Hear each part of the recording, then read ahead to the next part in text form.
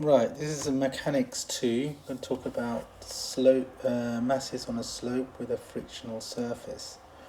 So you can see here there's a mass of 2 kg on a rough plane, inclined at 30 degrees.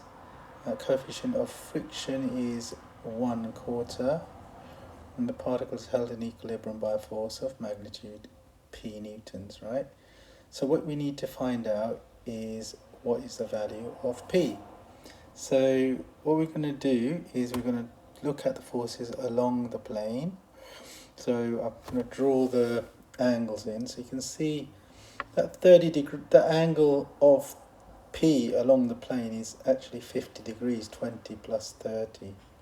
So what I want to do then is I want to draw the force along the plane for P and work that out. So you know it's acting up along the plane, so I've coloured it in red so it's clear. So it's going to be P cos 50, because it's acting along the plane, the angle is 50 degrees, so it's P cos 50. Okay? So then, I'm going to write that down. Now we want to look at the other forces. Now, there is a force on the particle that's acting downwards. It's the gravitational force, which is 2g. Now, along the plane, it's acting downwards on the opposite direction to force P. And the angle of that is, it's 60, if you draw a triangle, it's 60 at the top, 30 at the bottom, so you can see there. You can use any of the angles, but basically you either can say it's 2g cos 60 or 2g sine 30. I'm going to use 2g sine 30. They're exactly the same. Okay? So then, what we want to do is, once we've done that, we can look at the next force. Now there is another force there. It's the frictional force, right? So we're going to have a look at the frictional force next. So I'm going to use a different colour. So the frictional force here is actually acting up the plane. They're calling it FR.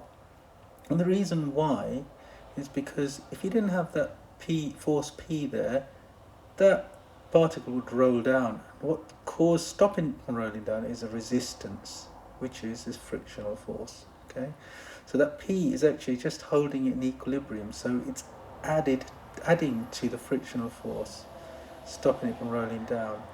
In this case, its coefficient of friction is 1/4, so it's 1/4 of R, which is the reaction up the perpendicular to the plane. So that's 1/4 R. So now we've got all the forces, and what we're going to do is we're going to put them all together. So we know that there is the force up the plane, which is Fr plus P cos 50, okay? And then that equals down the plane, which is 2g sine 30, okay? So now we have the forces along the plane, okay? We're now going to move on to the next part, basically, which is to look at the forces perpendicular to the plane, okay? So again, in this part, what we're going to do is we're going to draw the diagram again and try again to put all the forces in to work it all out. Now, I thought I'd put this comment down about the frictional force. It acts up the plane as it is resisting the particle from rolling down. It's really important to know that, because some people might think it acts down the plane because it's resisting something from going up, but no, it's actually up the plane because the particle has a natural motion of going down. Right, now back to forces perpendicular to plane, okay? Now, again, we'll draw the diagram, okay? And here we'll focus on the ones perpendicular, i.e. right angles to the plane, okay? So R is there, that's nice and simple, okay? The one that's acting into the plane from the mass. Actually, I'll draw it a different way. Let's draw it like I did before. So mass is going down. Oops, sorry. Do that again. It's going down. Actually, let me use different colour. This is going down, and then you've got the force that's acting into the plane. Alright, that's what we're trying to work out. And in this case, you know the angle is 30 and 60, so here I'm going to write 2g cos 30 being adjacent to the 30-degree angle. So that's into the plane. One more force we need to add in, which is the force of P that's pushing into the plane as well. Okay, so again, it's a 50-degree angle, so nice and simple. P will be P sine 60 here. 50, sorry, P sine 50. Muddled up there. Okay, again, we're going to write the equation. So let's put that all down.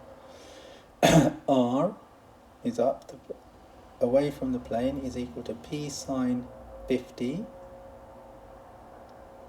I'm doing different colour. I'm going to keep to my colours, be consistent. So blue is the colour. And football isn't the game right now. So R equals P sine 50 plus 2g cos 30. Okay. So now we've got two equations. Now just go back to that one at the top. It's really, FR is a quarter R, so I thought I'd write that out. And I'm going to write both those equations, you've got 1 and 2, side by side. And then we can work out what P is by trying to eliminate R. So I'm going to rearrange that equation at the top by multiplying both sides by 4. It gives you R plus 4P cos 50 equals 8G sine 30. Nearly made a mistake there, so remember, everyone can easily be careless and make a mistake, so just be careful. Right, so I've got those two equations. Now I'm going to substitute R with what's in 2, i.e. P sine 50 plus 2G cos 30. Okay, so put that in. You get P sine 50 plus 2G cos 30. Right. As I discussed, and 4P cos 50, that equals 8G sine 30. Right. And now it's just a matter of rearranging, getting P on its own. So there's something that should be, straightforward to you guys, but if you need help with algebra, then just send me a message and I'll try and help. Anyway, I'll do it here. So take P outside, you've got sine 50 plus 4P cos 50 equals 8G sine 30 minus 2G cos 30. And let's rearrange that. Let's take the 2G out, so it makes it easier to calculate. Okay. Alright. And then we're gonna, so P equals 2G 4 sine 30 minus cos 30 over sine 50 plus 4 cos 50. And that's it. And the rest is basically you punching those numbers into the calculator. So I'll give you 30 seconds in which to do that. Draw a little calculator there and see what answer you get. Well, I do it as well. So now I used a value of 9.8 for G.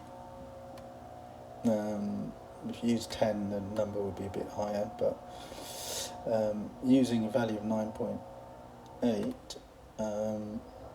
you should get a value coming through of, to two significant figures, 6.7. I've got 6.66, but it's okay to do 6.7.